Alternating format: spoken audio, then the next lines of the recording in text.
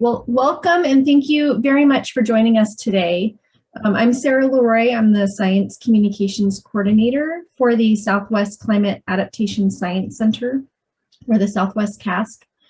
And I'm happy to welcome Althea Walker, the Southwest CASC Tribal Adaptation Science Liaison. She's going to speak with us about some Southwest CASC tribal focused engagements and opportunities.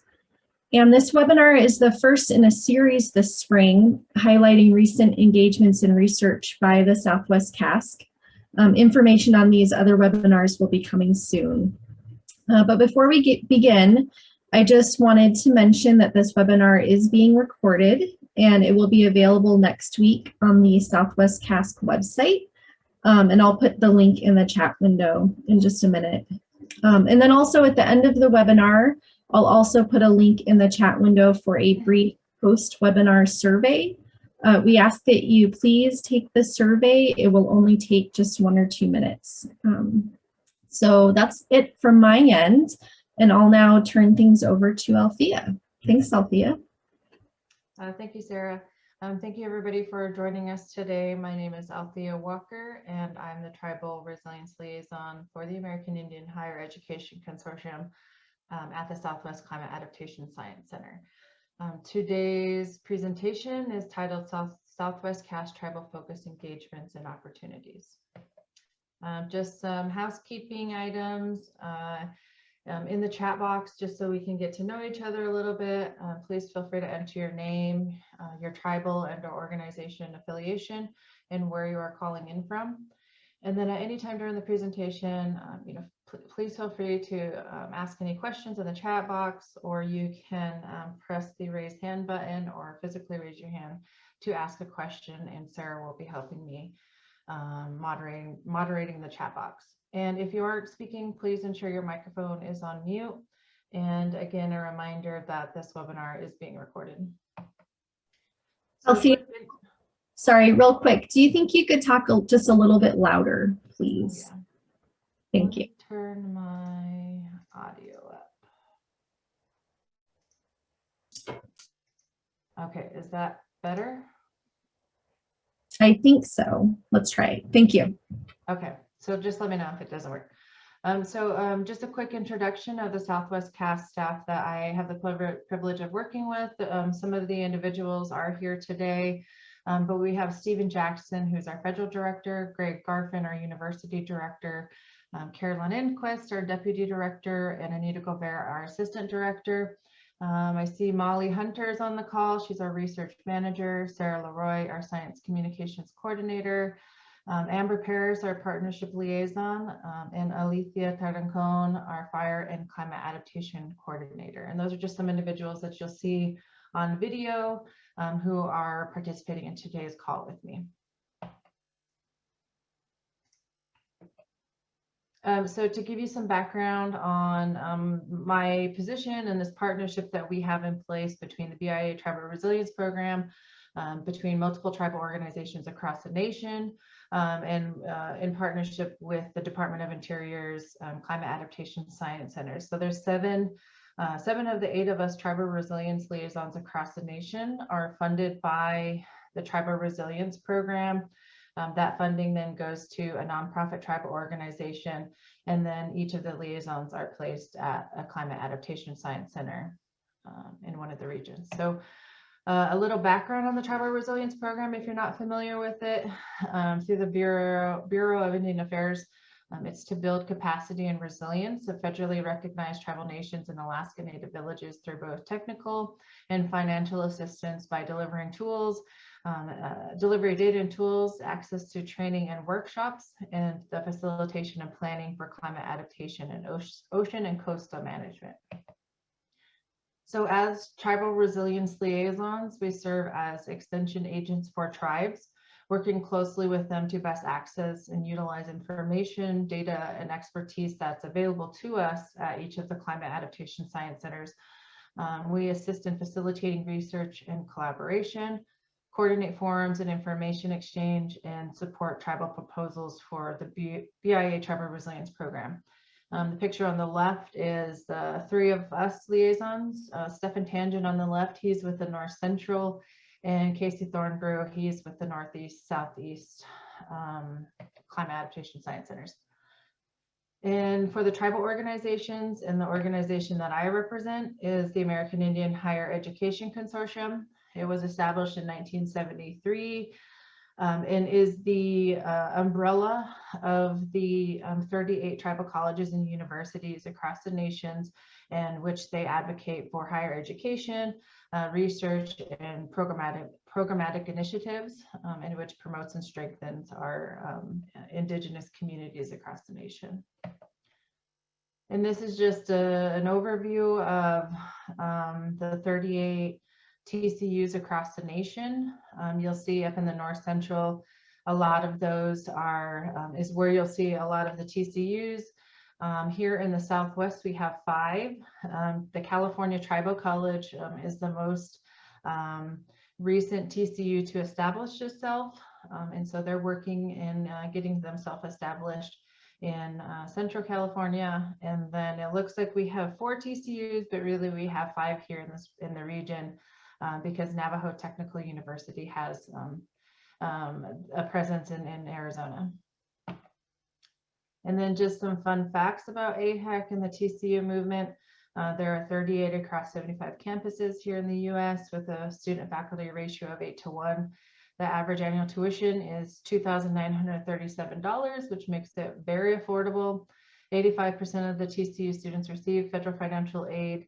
All of the TCUs offer associate degree programs, 14 of them bachelor and 5 of them masters. And I think the best thing about AHEC and the TCUs is that it's place-based learning, and our Indigenous students can learn within their communities, in which the curriculum is based on culture. And the other tribal organizations that host my fellow liaisons include the Aleutian Pribilof Islands Association in Alaska, the Affiliated Tribes of Northwest Indians in the Northwest, the College of Menominee Nation Sustainable Development Institute in the Midwest, the Great Plains Tribal Water Alliance in the North Central, and then the United South and Eastern Tribes in the Northeast and Southeast. And then for the portion of our partnership with the Climate Adaptation Science Centers, there are 9 regional centers across the nation. The map shows you 8 right now, but currently the Midwest is forming a Climate Adaptation Science Center. So the Northeast will break off a portion for the Midwest. But each of our centers provide climate adaptation support to federal, state, tribal, regional, and local partners, with the liaisons focusing on the tribes. Here at the Southwest, our mission is to work with natural and cultural resource managers to develop and deliver scientific information and techniques to anticipate, monitor, and adapt to climate change in the Southwestern United States.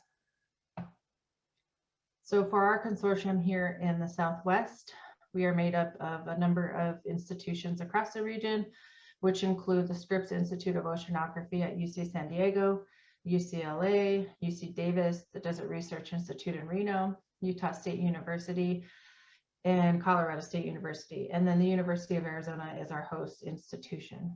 And then aside from those major universities, we have this unique partnership with the American Indian Higher Education Consortium, again, which brings in the TCUs into this partnership.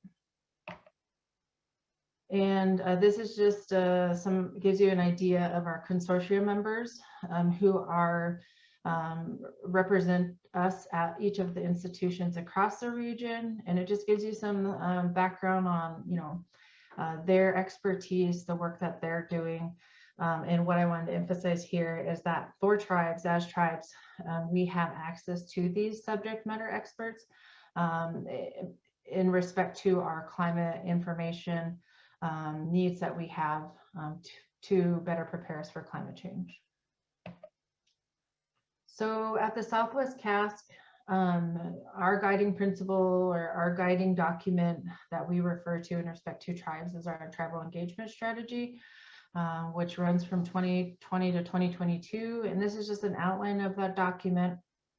And I think the biggest part and what I'm going to highlight today the principles that guide us is the tribal sovereignty, research practices, data sovereignty and intellectual property rights, and cultural competency. So, keeping those at the core of our mission in respect to our partnerships with tribes, relationship building with tribes, and then the proposed tribal engagement activities is what I'll be going through today. So the proposed activities include this list here, and I'll make my way through each of these items as I go through my presentation. So for the first initiative within our tribal engagement strategy is the Southwest Adaptation Forum. We call it SWAF, and it's envisioned as a venue to gather climate adaptation and assessment practitioners in the Southwest to share stories, obstacles, and best practices from their work, and together build a network of partners dedicated to finding integrated community-based adaptation solutions. The outcomes are to strengthen our relationships with our partners in the region, identify gaps in our existing networks, and generating synergy and momentum for future engagement with our partners and stakeholders. SWAF is part of the Regional Adaptation Forum Network and is associated with the biennial National Adaptation Forum. So for our tribal partner roundtables, the roundtables are to increase the feasibility of adaptation actions through iterative collaborative discussions between researchers and tribal practitioners. The roundtables, along with the site visits, we certainly wish we could have done this in 2020, but given the circumstances and not being able to go anywhere, we look forward in these next few years to be able to do some roundtables and site visits with the tribes. The site visits are to build relationships with tribal nations and communities through proven engagement strategies, including in-person communication with our tribal leaders, department directors, and other staff during each visit. We've been working on a cultural sensitivity training in partnership with Indigenous Strategies, which is owned by Melody Lopez, based out of Tucson, Arizona. So we've been working with her over the last year and a tribal advisory committee on developing this training, in which we've titled Fostering Authentic Engagement with Tribal Communities. The focus of this training is to educate ourselves and be more informed in respect to tribal sovereignty, active listening, wisdom and reciprocity, and collaborating with tribal nations, and planning for full and equal partnership in the longevity of collaborations. And the first iteration of this training, we will roll out at the Southwest Adaptation Forum, which will take place April 6th through the 8th virtually. And then from there, we look forward to rolling it out to our staff, to our Southwest CASC affiliates, to better educate ourselves on tribal partnerships. Another initiative that we have established is the Natural Resource Workforce Development Fellowship, which is open to graduate students from our partnering institutions. We have chosen one applicant from each institution, and they come together and conduct research and establish a project to work on together. They are provided stipends and travel allowances. And for the 2019-2020 theme, this group of fellows worked on improved understanding of the linkages between the management of headwater ecosystems and downstream water resources. And the tribal fellow for this cohort was Lydia, or Dr. Lydia Jennings. Congratulations to Lydia for completing her program of study recently. And she is Pascoyaqui and Huichol, and she comes from the University of Arizona. And then for the 2020 and 2021 cohort, their theme was management in the aftermath of landscape scale disturbances. They have put together a story map so you can get to know them better. And then the tribal fellow for this cohort was, or is, Carly Dominguez, who is Chumash and Mexican, and she is based out of UC Davis. Another area in which we have committed to is tribal travel support and providing tribal students, practitioners, and leaders in roundtables and gathering at these meetings through by providing the travel funds for them to participate. And some examples of the funding that we've provided for students and practitioners and leaders is the Southwestern Tribal Climate Summit. And this last one, it was in Idlewild, California. And then the Southwest Adaptation Forum, and then Rising Voices, in which where this picture was taken on the right. I wanted to give you some examples of what our consortium members are working on, and these are only 2 examples, and there's a lot more work going on, but I just wanted to highlight these, and I hope that we continue providing more information on the work that we're doing, especially with our consortium members. But the first project or principal investigator I wanted to highlight is Beth Rose Middleton out of UC Davis. She's working on a project called The Future of Fire in the Southwest towards a national synthesis of wildland fire, in which she's working on these different areas of wildland fire with a 2-year postdoc. But most importantly, item number 4, in which she's incorporating Indigenous perspectives on the application of fire in the context of a changing climate. So this work, learning more about cultural burning, bringing cultural burning back to our Indigenous communities. And one example is her work with the Honorable Ron Good from the North Fork Mono Tribe in California. We recently did, or in May 2020, we did a webinar with the both of them, in which I placed this link here. And all the links that I have in my presentation, we will share the PowerPoint on our website. And always feel free to reach out to me for any additional information, but we will be sharing this so you have these links to learn more about these different items. And then the picture on the right is from a burn that we did with Beth Rose and Ron back in February 2020. And then the second project and the principal investigator I wanted to highlight is Dan Cahan out of the Scripps Institute of Oceanography in San Diego. And he's partnering with Amber Paris and our partnership liaison and a few other individuals and a project team working on the Manzanita Tribal Resilience Project. That's funded by the BIA Tribal Resilience Program, but they're integrating regionally specific climate science and traditional knowledge to advance Manzanita's climate resiliency planning. We have other examples of projects that the Southwest CASC has funded. On our website, you can find the Project Explorer. I put the link at the bottom, but it's a list of projects that the CASC has funded over the years, starting from present day back to, I don't even know what the oldest date is on there, but there's a lot.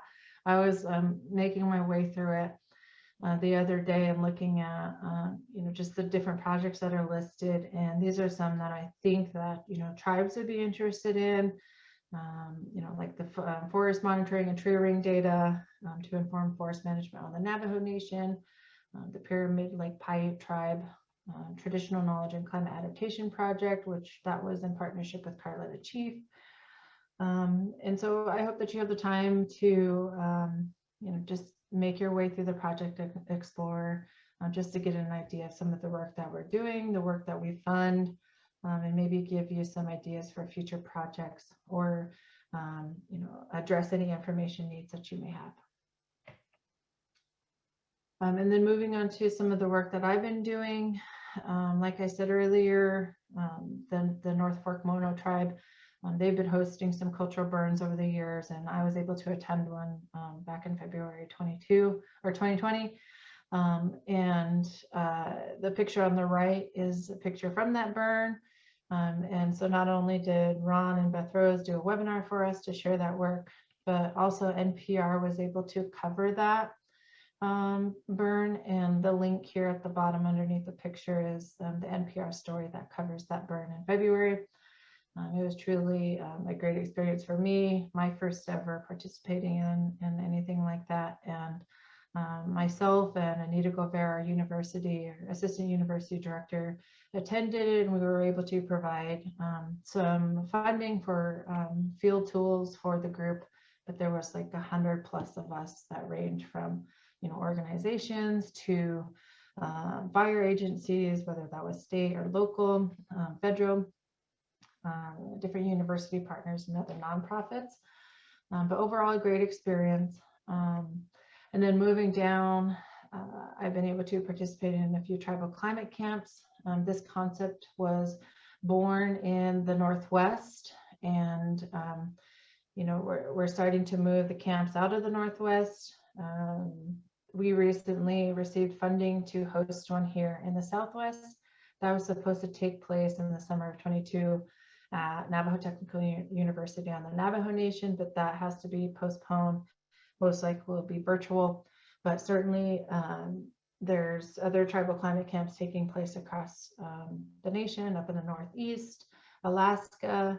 So certainly be on the lookout for that information. Even if we do attend virtually, it's a great opportunity to come together and walk through the adaptation planning process with subject matter experts. The Intertribal Council of Arizona Resiliency Workshop Series, we were able to host a few of those in person before we had to go virtual. Our virtual event that we hosted last was the Data and Research Priorities for Southwest Tribal Climate Resilience Summit. We were actually supposed to have a conference at the end of this series up at Fort McDowell here in Arizona, but the Intertribal Council of Arizona is restructuring that funding to host some more virtual gatherings, so certainly be on the lookout for that. And then that same project team, we've come back together to actually submit for some more funding to continue to host these gatherings here in the Southwest and in Arizona around resiliency. And then the Climate Science Alliance, we have a close partnership with them. I've been able to engage with the tribal working group, and they have a lot of stuff going on. They're a large and strong, cohesive tribal working group where they provide guidance for the Climate Science Alliance and the work that they do. But I was able to partner with them at the San Diego Climate Summit, where we hosted a tribal panel. And then we're also working closely with them on the Southwest Adaptation Forum, which I mentioned earlier, and we'll give you the link to register for that because the registration closes next week. And then I've been fortunate enough to work with the Indigenous Foods Knowledges Network over the past few years. We used to have in-person gatherings in the Southwest and in the Arctic, and because we can't travel, we've been focusing on a small pot of funding that we received to work on a project titled The Impact of COVID-19 on Food Access in Indigenous Communities in the Arctic and the US Southwest. And the picture on the left is just some of my IFCAN family and continuing to find ways to work with and partner with them. And then last but not least, the Institute for Tribal Environmental Professionals. Not only do I as the Southwest Tribal Liaison, but the other liaisons across the nation and other climate leaders, tribal climate leaders. We're part of an advisory committee for them and their Tribes and Climate Change program. And then the Climate Change 101s, I've been fortunate enough to partner with ITEP and Nikki and Karen on some 101s. A year ago or so, I went out to New Mexico to be an instructor. And then we recently hosted a Southwest Climate Change 101. It was virtual back in November. And we're certainly look forward to hosting more of those.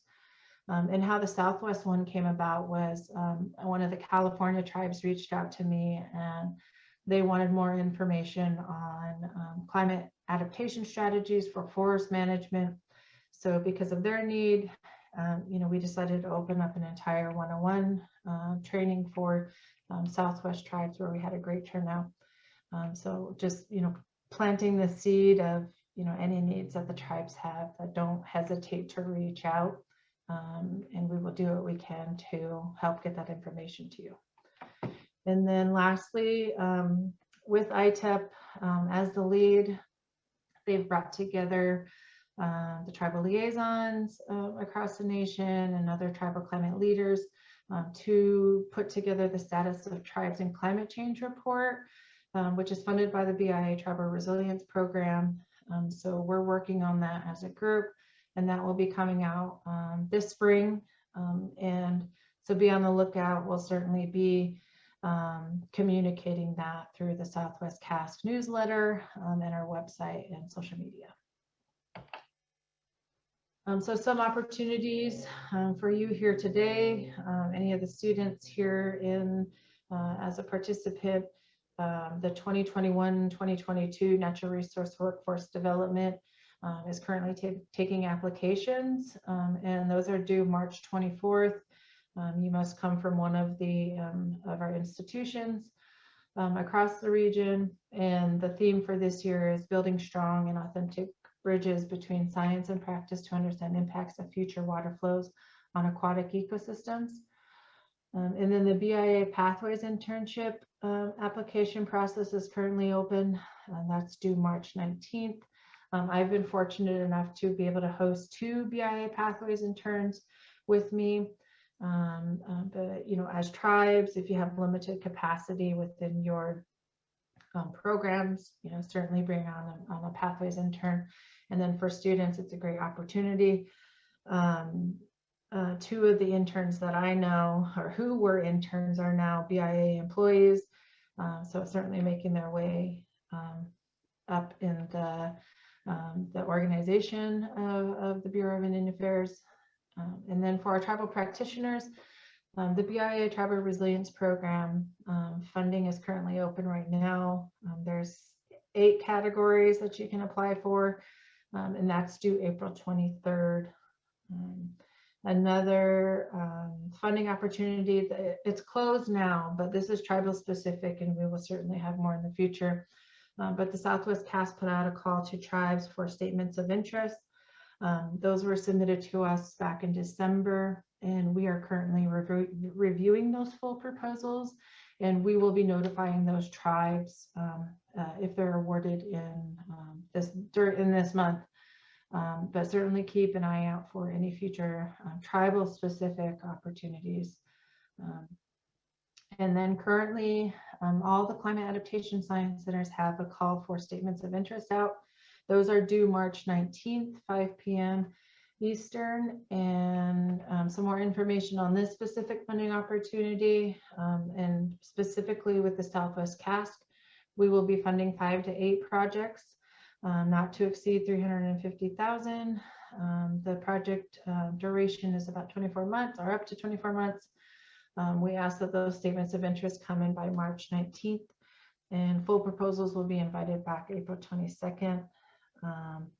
And we hosted a webinar back on February 19th, and I've put the link here in the presentation. So you can view that webinar recording, and hopefully it answers any questions you may have. But these are the science priorities that the funding is based on. And so Indigenous practices of ecosystem management and restoration in the context of climate change and adaptation. I think that's very big, especially for us as tribes. And then the 3 other science priorities in which I'm sure your project ideas would fall under any one of those. Some upcoming events. I've mentioned the Southwest Adaptation Forum. That'll be April 6th through the 8th, virtual. The website is up. Applications are being accepted right now, so please go and apply before the deadline of March 17th. We have 3 days of amazing work that will be shared, so we hope to see you there. The National Park Service, myself and 3 other liaisons will be partnering with them on a webinar April 28th at 10 a.m. Mountain Standard Time, in which that's titled Navigating the Climate Adaptation Science Centers. And us liaisons will share information on the work, the partnership between the BIA Tribal Resilience Program, our tribal organizations, the Climate Adaptation Science Centers, and just how you can get more information from the Climate Adaptation Science Centers. So hopefully you're able to attend and listen in on that webinar. the Southwestern Tribal Climate Change Summit, which I mentioned earlier. The last in-person one was in Idlewild, California. I've put this link here called Climate Hope, in which their Condor Media put together a video after that summit. And it's just a great video overall. So certainly take a look at that. It always makes me get emotional. And then for the Southwestern Tribal Climate Change Summit, look forward to January 2022. Be on the lookout for information for that, which will come from our newsletter and social media. And then lastly, the tribal climate camps. Like I mentioned earlier, we were funded for a 2022 camp here in the Southwest. We'll be figuring out how to host that virtually. And even for the Northeast, the Northwest, and Alaska, they're currently working on revamping their tribal climate camp to virtual, if not to in-person in the next year. But, you know, I think these tribal climate camps will continue to be funded. And it's just overall a great opportunity to spend a week with other tribal climate professionals and experts talking about, you know, how you want to go about your climate adaptation planning and what that looks like, and that, you know, you have a group of great individuals to work through that process with. So our website, I've listed it up here at the top of the screen. On our website, you can find pretty much any of the information that I shared with you today. We'll be posting this presentation, but you know, please subscribe to our newsletter. A lot of this information will come out through our newsletter. We have social media, you know, like us on Facebook, on Twitter. A lot of our information goes out on social media. And then we also have a podcast. It's called Come Rain or Shine. All the previous podcast episodes are on the website. And we recently recorded a Climate Hope podcast with Anne-Marie Chischili, the director for the Institute for Tribal Environmental Professionals. And she sat down with Amber Paris, our partnership liaison, and it was at the beginning of this year, and they sat down and, you know, left us with some hope for this next year, and you know, all the work that needs to be done. And then you'll also be able to find webinar recordings. And I wanted just to place two examples of some webinars we've hosted in this last year based on tribal interest and information needs.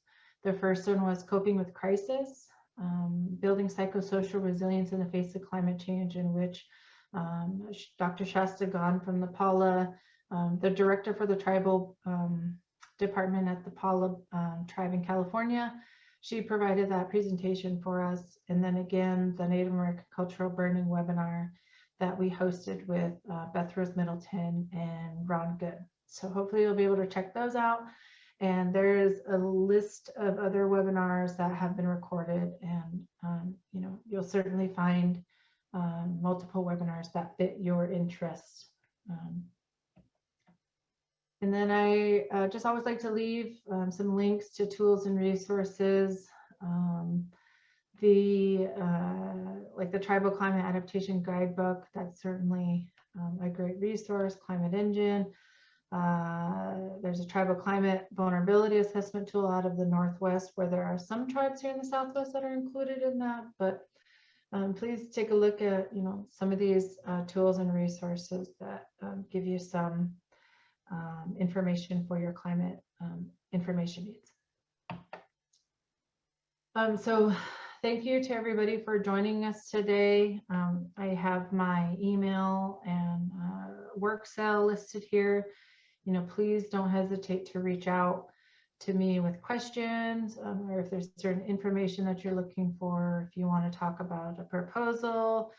You know, we're here to help. I'm here to help. The Southwest CASC staff is here to help. And even if you're tuning in from outside of the Southwest region, I have my counterpart liaisons in the other regions, and you know, we certainly work close together and we'll make sure that we do our best at getting you what you need in respect to your climate adaptation planning. But thank you for joining us today. And I wanted to make sure we had a good amount of time to answer any questions that you may have. But again, we will post my presentation on our website so you have access to all these links. But thank you, Kateaya, everybody.